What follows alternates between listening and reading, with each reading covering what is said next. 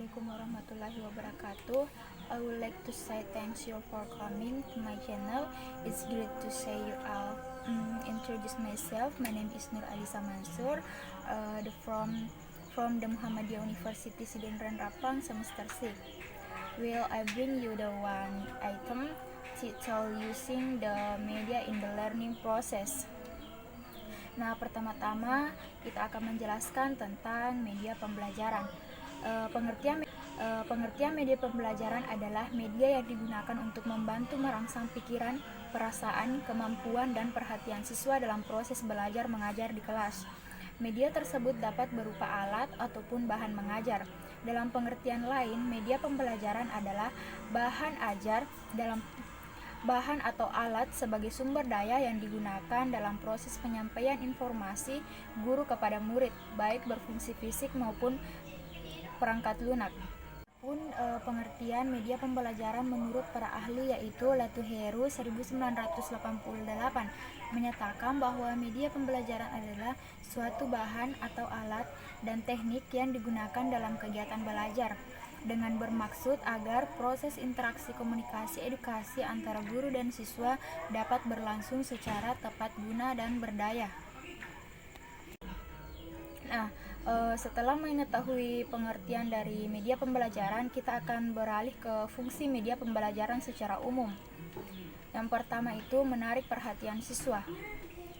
Menarik perhatian siswa. Terkadang siswa kurang tertarik atau antusias terhadap suatu pembelajaran dikarenakan materi pembelajaran yang sulit dan susah dicerna. Dengan media pembelajaran, suasana kelas akan lebih fresh dan siswa dapat lebih berkonsentrasi. Terlebih ketika media pembelajaran yang digunakan bersifat unik dan menarik. Fungsi yang kedua yaitu memperjelas penyampaian pesan. Dalam pembelajaran terkadang ada hal-hal yang berkonsep abstrak yang sulit bila dijelaskan secara lisan, misalnya bagian-bagian tubuh manusia. Dengan media pembelajaran seperti misalnya video, gambar ataupun kerangka manusia tiruan, siswa akan lebih jelas memahami apa yang dijelaskan oleh guru di kelas. Pengertian yang ketiga yaitu mengatasi keterbatasan ruang dan waktu serta biaya. Ketika menjelaskan tentang misalnya hewan-hewan karnivora, tidak mungkin rasanya kita membawa harimau, singa atau buaya dalam kelas. Ini bisa kita lihatkan secara bentuk video atau gambar. Fungsi keempat yaitu menghindari kesalahan tafsir. Ketika guru berbicara secara verbal, sudut pandang murid kadang berbeda antara satu dengan lainnya. Yang dimaksud lain pula yang disampaikan. Berbeda dengan pemahaman para murid dengan media pembelajaran tafsir, sebuah teori menjadi sama dan tidak ada kesalahan lagi. Fungsi yang kelima yaitu mengomunikasi perbedaan tipe gaya belajar siswa. Yang dimaksud di sini yaitu manusia dibekali kemampuan berbeda-beda, termasuk dalam hal gaya belajar. Dalam sebuah teori setidaknya ada 3 tipe gaya belajar, yaitu visual, auditorial, dan kinestetik. Dengan memperpadukan media pembelajaran dalam bentuk audio dan video, gambar atau tulisan, siswa yang lemah dalam menangkap pembelajaran secara lisan bisa tertutupi dengan adanya media pembelajaran lain yang lebih dia pahami. Manfaat yang terakhir untuk mencapai tujuan pembelajaran secara efektif. Dengan media pembelajaran, proses belajar mengajar di kelas diharapkan sukses sesuai dengan tujuan-tujuan yang ingin dicapai oleh tenaga pendidik. Jadi tadi kita telah mempelajari tentang manfaat dan fungsi media dalam pembelajaran. Sekarang kita akan mempelajari tentang jenis-jenis media dan macam-macamnya. Yang pertama itu media cetak atau print out. Media pembelajaran dalam bentuk cetak adalah media yang berasal dari teks, gambar, serta ilustrasi pendukung lainnya yang digunakan sebagai penyimpanan informasi belajar.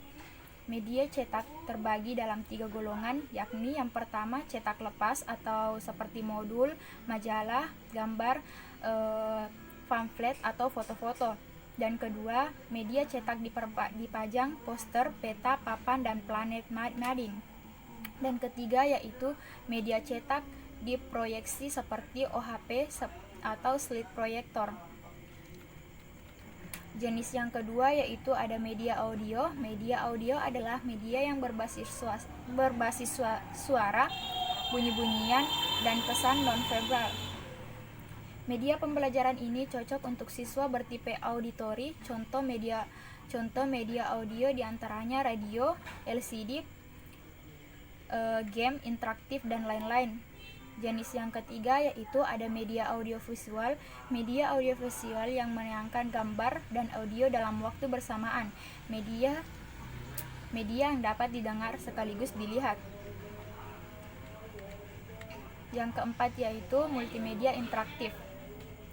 Multimedia interaktif adalah media pembelajaran berbasis multimedia yang dilengkapi alat pengontrol yang dapat dioperasikan penggunaan sehingga alat dapat memberi respon dan ada hubungan timbal balik antara alat dan pengguna. Yang kelima yaitu e-learning. E-learning adalah media pembelajaran berbasis elektronik yang memanfaatkan komputer, laptop yang terhubung dengan jaringan komputer ataupun jaringan internet. Media pembelajaran ini adalah media modern yang sudah banyak diterapkan, seperti dengan pembelajaran daring yang saat ini kita laksanakan. Itu merupakan pembelajaran media e-learning. Yang keenam yaitu media realita. Media pembelajaran realita adalah alat atau benda yang terdapat di dalam kehidupan nyata. Umumnya benda ini adalah benda alam yang dapat digunakan ditemukan di sekitar tempat belajar ataupun dalam kehidupan sehari-hari, seperti tumbuhan, bebatuan, atau pohon-pohonan.